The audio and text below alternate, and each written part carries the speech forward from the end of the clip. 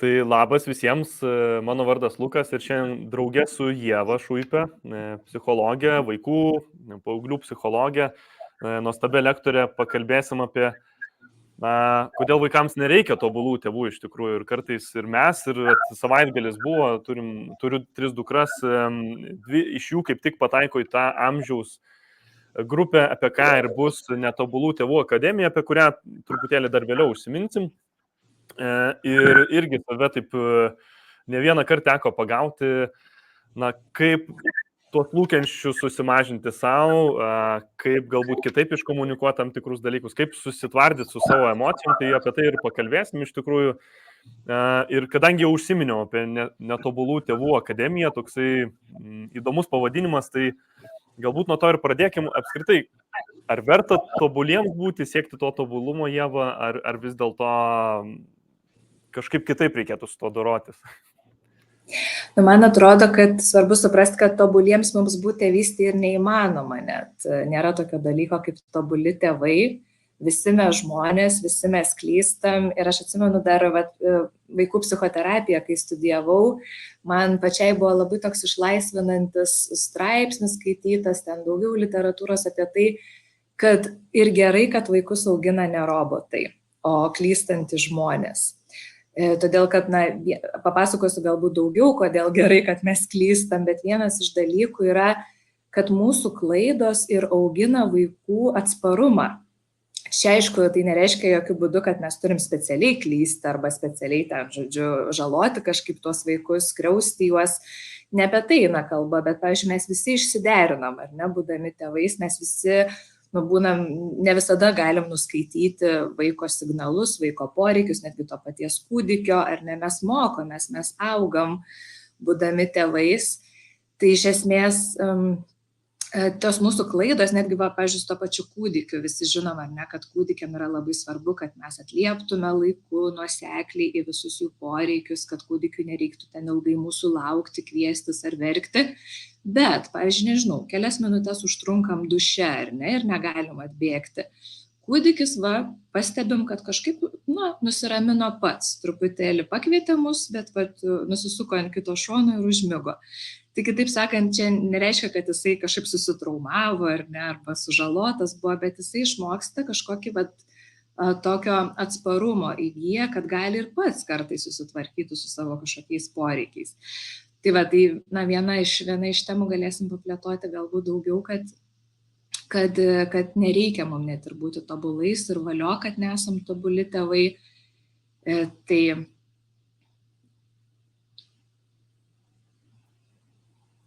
Ir aš klausydamas iš karto galvoju apie būsenas, į kurias papuolam. Kiekvieną dieną tai yra normalu, ar ne? Ir pavargstam, ir įsitempiam, ir nervuojamės, pilną reikalų turim, ir buitinių, ir darbų, ir dar vaikas ar vaikai, kuriuos auginam. Tai ar pačiai tenka, Ieva, susidurti su tėvais, kurie yra pavargę, nežino, kaip auginti, ką daryti, kaip būti geresniais tėvais?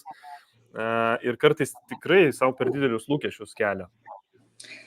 Taip, tai man atrodo, čia tie pervargę tėvai yra šių laikų tikrai fenomenas. Gal šių laikų fenomenas dėl to, kad pervargsta nuo pačios tėvystės. Anksčiau tėvai irgi buvo pavargę, bet jie daug darė kitų dalykų. Ūkiai, gyvuliai ar ne, visi kiti darbai ir tie vaikai daugiau mažiau netgi ir būdavo, kad leisdavo laiką be tėvų. Dabar mes tikrai, kaip pasakyti, esam ta pirma turbūt tėvų karta, kurie žinom tiek daug, kiek nežinojo jokios kitos ankstesnės kartos. Ir nenuostabu, nes yra padaryta daugybė mokslinių tyrimų būtent per pastaruosius dešimtmečius, kurie rodo, ko reikia vaikui, kad jis užaugtų emociškai sveikas, gebėtų kurti konstruktyvius santykius su kitais, būtų pasitikinti savimi ir taip toliau. Tai mes jau dabar žinom tuos dalykus, ko nežinojo dar ankstesnės kartos. Ir kas gaunasi tada, kad man atrodo iš to siekio dabar būti jau tais teisingais tėvais, mes kartais perinam truputėlį į kitą kraštą. Perlenkiam lazdą, persistengiam. Ir tada tikrai nenuostabu, kad iš to ateina dar tokio papildomo nuovargio. Ir šalia to dar socialinė medija turbūt irgi turi daug įtakos šiais laikais šiuolaikiniam tėvam. Nes irgi, ką mes matom socialiniai medijai, mes matom laimingus tėvus, laimingus vaikus, visus kažką veikiančius smagiai, mes nematom, niekas nekelia, na dabar jau gal pradėjo paskutiniu metu kelti tokių nuotraukų, kur mama verkia, tėtis piktas, vaikas parkritęs ant žemės garsiai rėkia, ar ne, bet daugiau vis tiek mes matom idealius kažkokius gražius momentus ir susidaro toksai vaizdas, kad vat, taip visi ir gyvena, tik tai aš vienas čia taip vargstu. Tai tikrai to nuovargio yra daug, man atrodo, ne tik iš to, kad mes dabartiniai tėvai daug žino ir nueina į tą jau tobulybę siekį, norėdami užauginti tus savo vaikus kiek įmanoma, nežinau, laimingesniais. Iš kitos pusės, tai va, tą spaudimą tikrai keliam patys mes, ar ne, savo ir lyginame su kitais ir na, tikrai to nuovargio yra dabar daug tėvystėje. Ir natūralus klausimas, iš kur tai ateina, na tas perfekcionizmas toksai perdėtas, aš išgirdau tarsi, na taip, vaizdą kažkokį tai socialiniuose tinkluose susidarom, paskui galbūt jį priemam, kad ir mes tokie turim būti, kaip čia aš dabar prieš kaimyną, jisai tokią žalią žolę turi, aš kitaip pasirodysiu, tas posakis yra, ar ne, tai tas pats galbūt ir su vaikų ugdymu arba su tėvystė, kad mes irgi stengiamės būti tobulais tėčiais, tobulom mamom prieš kitus, ar iš to ateina perfekcionizmas, galbūt kažkokių kitų yra priežasčių, kaip tu manai? Nu, man atrodo, tai va tos gal pagrindinės priežastys paminėtos, kad na, niekas mūsų nemokė būti tėvais ir va, tikrai dabar yra daug to pasimetimo tarp tos gausos informacijos, literatūros, kas yra teisingas vis tik tai tas vaikų auginimas. Kita mano įvardinta priežastis, va, ta socialinės medijos įtaka apskritai ir apskritai šiaip perfekcionizmo daugėja, man atrodo, šiuo laikų visuomeniai. Bet grįžtant prie tos pirmos išvardintos priežasties apie tą pasimetimą, su kuo aš tikrai susiduriu, vat, su tais tobulybės besiekiančiais tėvais ir save plakančiais už klaidas, tai, na, kaip pavyzdys, na, tikrai, va čia irgi prieisim prie to, kas gali padėti galbūt išeiti iš to perfekcionizmo tėvų. Tai vienas dalykas tikrai sąmoningumas, toksai žinojimas, ką tikrai svarbu išmanyti tėvams. Tai va, apie vaiko raidą, apie vaiko poreikius, suprasti savo tam tikrus jautrius mygtukus, savo vaikystės žaizdas, suprasti labiau save, kodėl aš vienaip arba kitaip reaguoju. Bet to pasimetimo tarp įvairių dabar gausybės literatūros, gausybės begalės patarimo, prieinamos lengvai informacijos tikrai yra labai daug. Ir tas dažna tėtė arba mama nuveda į tą perfekcionizmą, pernelyg didelį tokį plakimą savęs ir spaudimą būti kiek įmanoma geresniu. Ir tas gali ateiti iš to, kad, pavyzdžiui, jeigu aš pats kažko stokojau savo vaikystėje, pavyzdžiui, nežinau, mane augino labai šalti tėvai, arba labai griežti, ar dažnai nematė, nesuprato mano poreikių, tai aš galiu dabar nueiti į tą tokį priešingą polį ir atrodo, tapti tuo tokiu jau net ir persistengusi tėčių mama, kad tik tas mano vaikas nepasijaustų kažkur apleistas, kažkur nepamatytas, kažkur nesuprastas, nepastebėtas. Tai, vat kaip pavyzdį to tokio kraštutinumo aš galiu paminėti, nežinau, galbūt, Lukai, tu pats girdėjai, prieš 14 metų čia buvo labai išpopuliarėjusi ta prieraišios tėvystės teorija. Teko girdėti, ar ne? Tai vat, tėvystės teorija, jinai turi tam tikrus savo principus, rekomendacijas tėvam, kad sako, vat, kuo daugiau nešiok vaiką prie savęs, ar ne, ten žindyti rekomenduoja, miegoti kartu su vaiku arba šalia vaiko. Daug yra tokių visokių patarimų. Ir kas yra tame galbūt pavojingo, arba, nes šiaip tai tie patarimai nekenkia, jie iš tikrųjų yra geri, jie tikrai tokia kaip yra atsvara tam griežtam tokiam vaikų auginimui, ta tokia švelni, tokia, kaip sakant, atsidavusi tėvystė, bet tai yra truputį tokio, netruputį, netgi daug, sakyčiau, susimaišymo apie tai, kas vis tik tai yra vaikui svarbiausia, nes tie prieraišios tėvystės principai, jie nebūtinai suformuoja vaikams saugų prieraišumą. Saugus prieraišumas yra toksai psichologinis konstruktas, jį įvedė dar Jonas Bowlby ir paskui plėtojo kiti mokslininkai, kiti psichologai. Tai saugus prieraišumas susiformuoja tada, kai tėvai į kūdikio poreikius atliepia nuosekliai, pakankamai jautriai, ar ne, mato tos poreikius ir stengiasi kūdikiui padėti ir panašiai. Bet iš esmės, tam, kad susiformuotų saugus prieraišumas, nebūtina daryti tų dalykų, ką, žodžiu, liepia arba siūlo tos prieraišios tėvystės teorija. Iš esmės yra daug svarbiau patenkinti vaiko poreikį konkrečiu metu. Ne metodai yra esmė, bet kad būtų tas kūdikis suprastas ir atlieptas. Na, pavyzdys, ar ne, pavyzdžiui, tą patį žindymą, ar ne, labai rekomenduoja kūdikių tėvams, nes tai, žodžiu, yra vienas iš tų prieraišios tėvystės principų. Bet pažiūrėkim, viena mama gali žindyti kūdikį ir būti visą laiką telefone, net nepažiūrėti į vaiko veidą, ar ne, net nekalbėti su juo, nebendrauti, o kita mama tuo tarpu maitins iš buteliuko, bet jinai maitins jį pagal poreikį, tada, kai vaikučiai to reikia, ar ne, jinai pasakys, aš matau, kad tu alkanas, jau verki, gerai, einu šildau tau buteliuką, paima jį ant rankų, pakalbina, pažiūri į akis, ar ne, ir taip toliau. Tai iš esmės tada koks metodas, koks tas elgesys tėvų labiau patenkins vaiko poreikį. Tai šiuo atveju antrasis, ar ne, tai kitaip sakant, ne pats metodas yra svarbu, kiek tai, kaip mes atliepiam laiku ir nuosekliai tą vaiko poreikį. Lygiai taip pat su to pačiu nešiojimu. Nereikia to kūdikio nešioti 24 valandas per parą. Svarbu yra pakelti ir paimti ant rankų tada, kai mes matom, kad jam to reikia.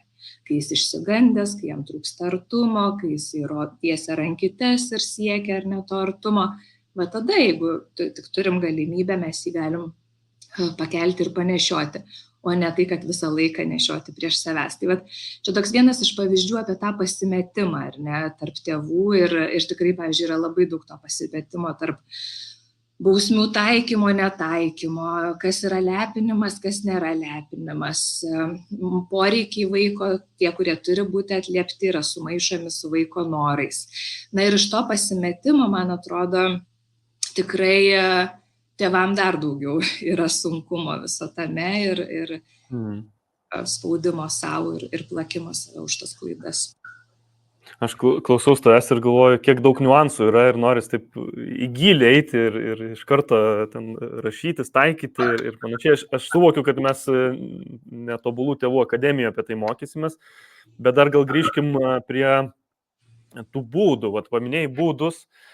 Esu tėtis ten įsitempęs, viešai neparodysiu, ką čia, taigi auginu, viskas ten tvarkoja, bet taigi visi būnam įsitempę, kažkokius dalykus neteisingai padarom, ten, nežinau, balsą pakeliam, ne taip kažkaip sureaguojam, paskui viduje kaltinam save, visokių kitų yra ir neigiamų spalvų mūsų tėvystės kelyje.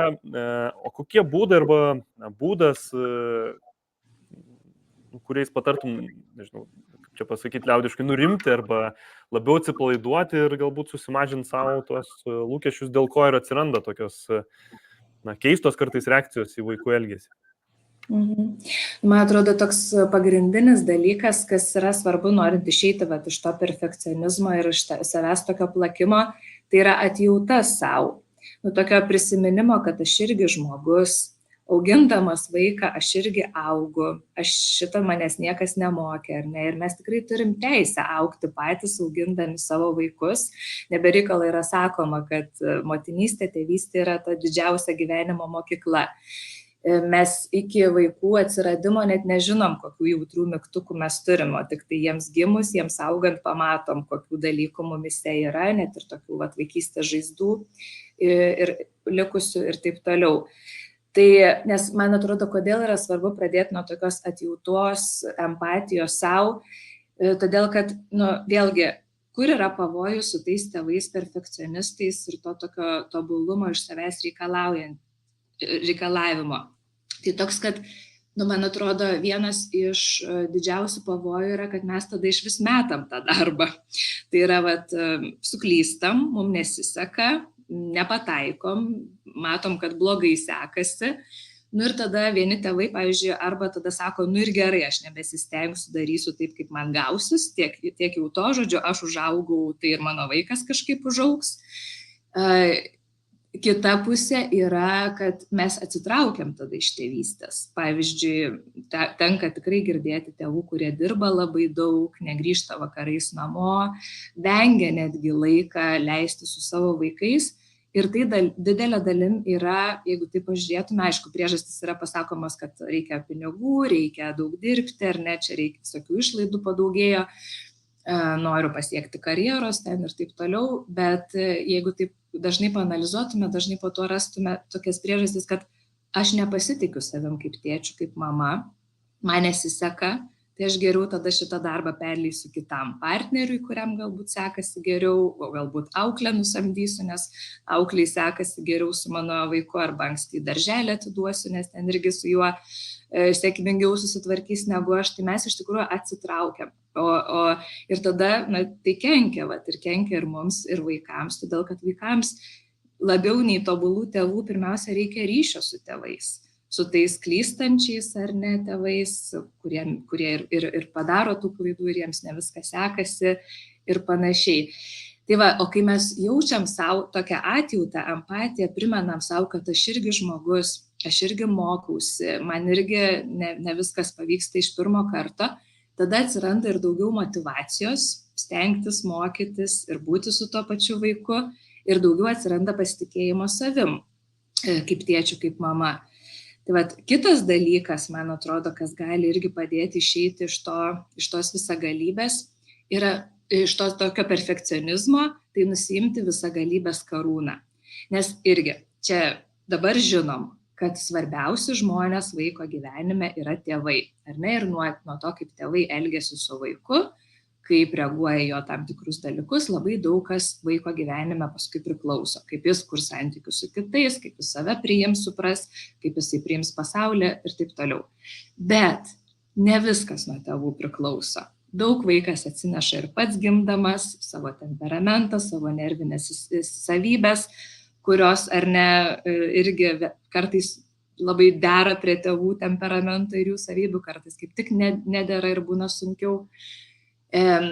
Kitas dalykas, tikrai ne vieni mes tos vaikus auginam. Yra mūsų partneriai, yra seneliai, yra aplinkiniai žmonės, yra darželis, yra mokykla. Tai tas irgi kažkaip, man atrodo, svarbu, kad tą spaudimą nusimti, tą visą galybės karūną ir šiek tiek atsipalaiduoti, nes ne vien aš darau įtaką savo vaikui ir jo gyvenimui. Tai va, ir kitas dalykas, man atrodo, kas labai yra svarbu, kad mūsų klaidos tėvystėje, kaip aš jau pradžiai paminėjau, yra net ir naudingos vaikams. Tai naudingos pirmiausia todėl, kad ugdo ir vaikų tam tikrą atsparumą. Ir ką rodo tyrimai, tai tam, kad užaugtų vaikai tokie, pakankamai sveiki, ar ne, ir tokie pasitikinti savimi, pasauliu, gebantis kurti konstruktyvius santykius su kitais, tai tiem vaikam netobulų tėvų reikia, o pakankamai gerų. Kas yra pakankamai geri tėvai?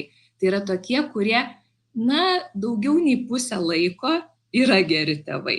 Kitaip sakant, net jeigu mes šiandien prisidirbom kažką, apšaukėm vaiką, galbūt pakėlėm balsą, galbūt kažkaip pavadinom, ar ne, o gal net ir nubaudėm, ar kažkaip neadekvačiai, mes visada turim galimybę atitaisyti šitą, grįžti į santykį, atsiprašyti, pasakyti, pripažinti, kad aš suklydau, prisiimti savo atsakomybę už šitą klaidą, aišku, nes atsiprašymai irgi labai yra skirtingi, vieni atsiprašymai skamba taip, kad, nežinau, atsiprašau, kad pakėliau ant tavęs balsą, bet jeigu tu nebūtum šitaip elgęsis, aš būčiau nešaukęs. Tai čia nėra atsiprašymas. Atsiprašymo vis tiek esmė, kad aš prisiemu atsakomybę savo ir pasakau, kad aš suklydau, kad tu nenusipelnei mano šaukimo, pasakau, kaip manau, kad tai galėjo paveikti tave, kad tu turbūt išsigandai, tau buvo labai nemalonu, kai aš pakėliau tą balsą, ar ne.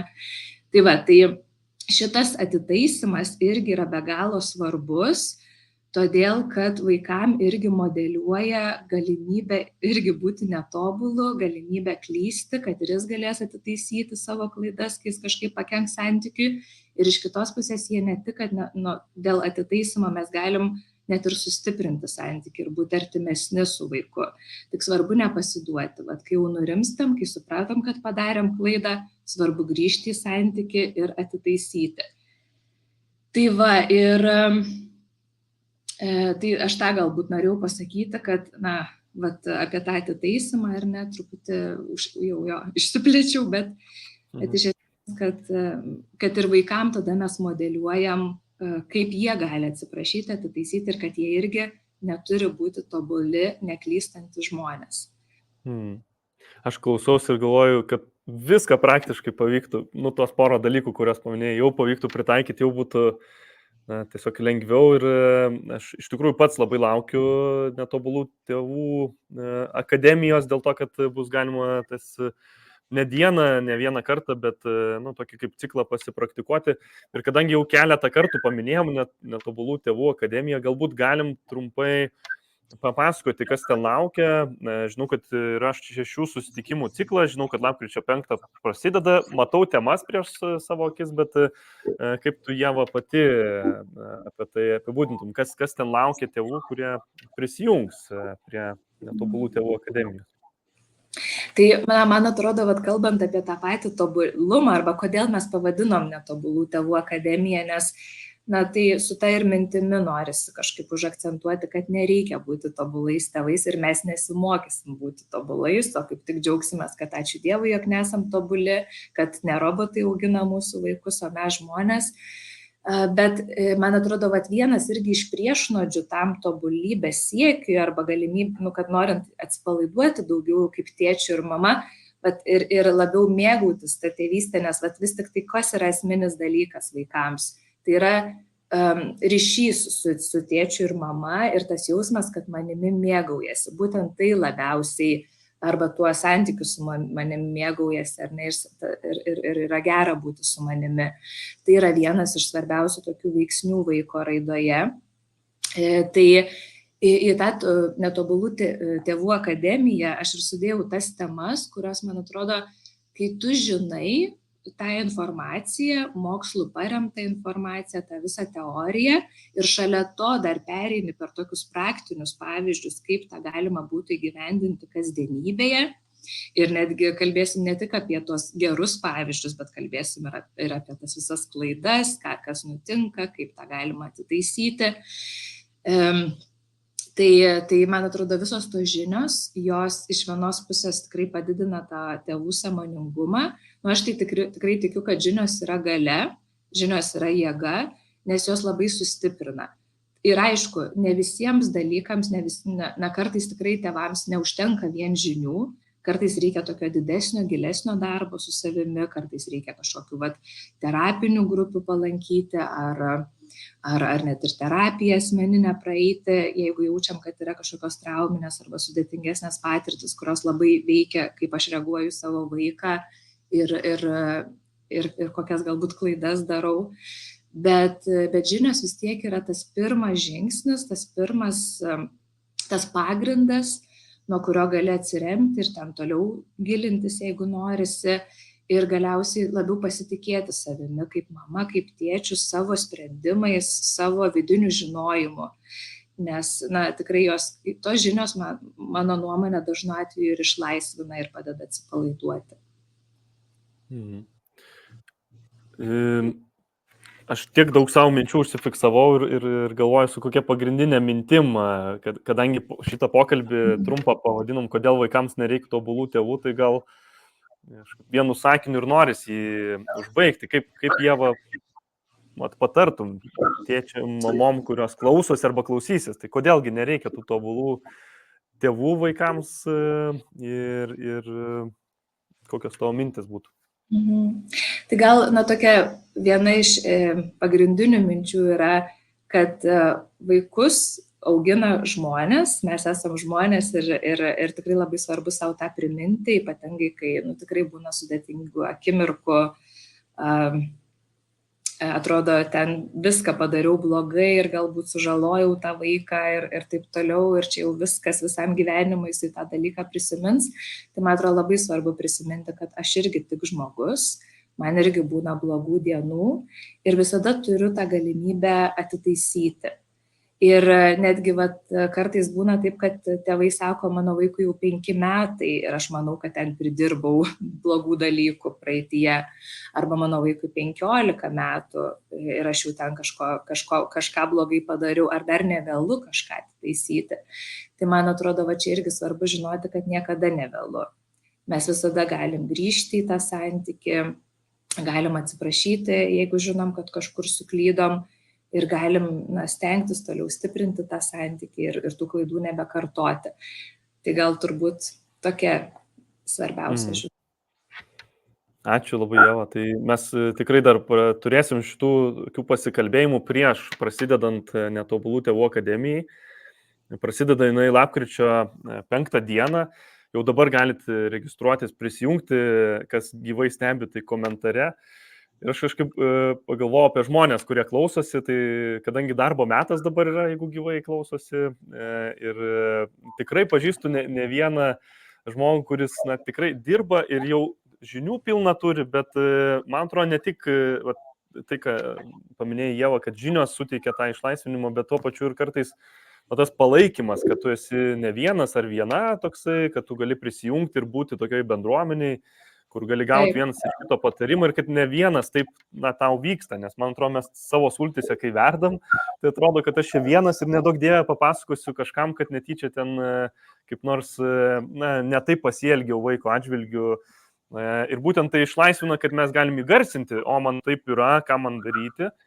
Ir tas yra toks ženklas apie netobulumą, ar ne? Tai labai kviečiam prisijungti nuo lapkričio 5 dienos vakarais, patogiu metu ir turėti 6 susitikimų tokį ne tik žinių ciklą, bet ir tokio palaikymo ir bendrystės laiką drauge ir pabūtoj bendruomeniai. Tai man atrodo, šiandien tiek. Trumpai pasikalbėjom. Labai ačiū, Ieva, už tavo įžvalgas, tavo laiką.